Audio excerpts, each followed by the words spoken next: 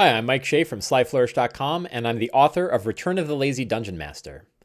This is the 8th in an 8-part video series in which I look at each of the 8 steps of game preparation described in Return of the Lazy Dungeon Master. This video is going to focus on selecting magic item rewards. Magic items are a really interesting part of our game for a couple of reasons. One is, in our D&D games, they matter a lot to the characters. The character's power is often, in some cases, defined by what magic items they have available. Therefore, since they matter so much to the characters, they also matter very much to the players. Players are paying attention to what magic items their characters have. So it's worth our time to spend time thinking about magic items. We might not be thinking about it very much because they're not something that might be integral to the story of the game. They don't matter directly to the plot of what's going on. In many cases, some cases they do if it's a really powerful artifact or something like that. But oftentimes we DMs are going to forget to spend some time thinking about magic items. But they matter so much to the characters that, just like the fact that step 1 of these 8 steps is focus on the characters, part of that focus on the characters is what items, what rewards are they going to get? What magic items might they acquire that are going to alter their character and make them interesting? So we want to take that extra time. There are a couple of ways that we can introduce magic items. There's many ways we can introduce magic items into our game, but I'm going to offer a couple of ways that we can sort of keep our thumb on magic items and introduce them to the game and keep the game interesting and fun.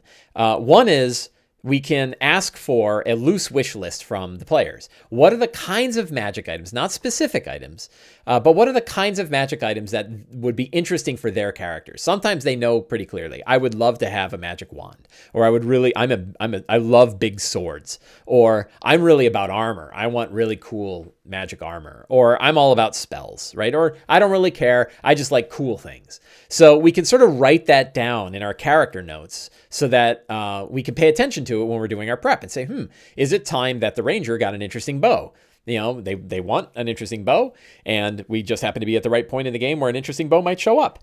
So if you think about like Lord of the Rings, when all of the right swords landed in all the right hands of all the right characters at all the right times, that's kind of how that works out, right? That it's not completely random. But another way that we can introduce magic items into our game is pure randomly.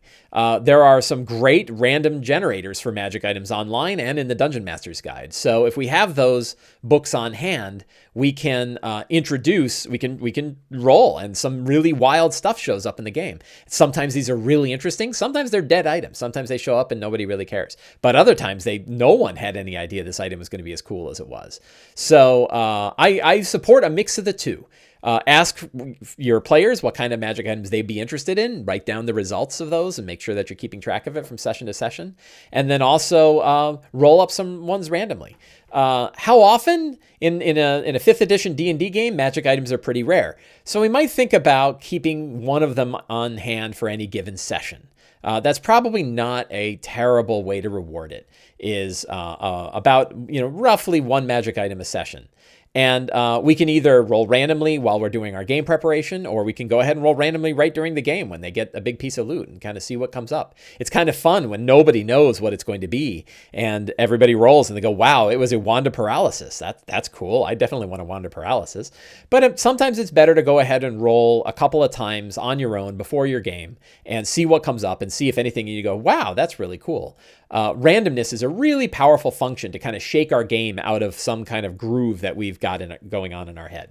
So above all, it's worth time to spend time thinking about magic items because they matter a lot to the players. They matter a lot to the power of their characters. And it's something that we DMs have almost complete control over.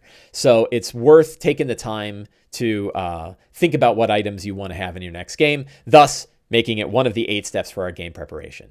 So I hope this video is useful. You can see all of the other steps, videos for each of the other steps on the YouTube channel, and go out there and run some great D&D games. Thank you very much.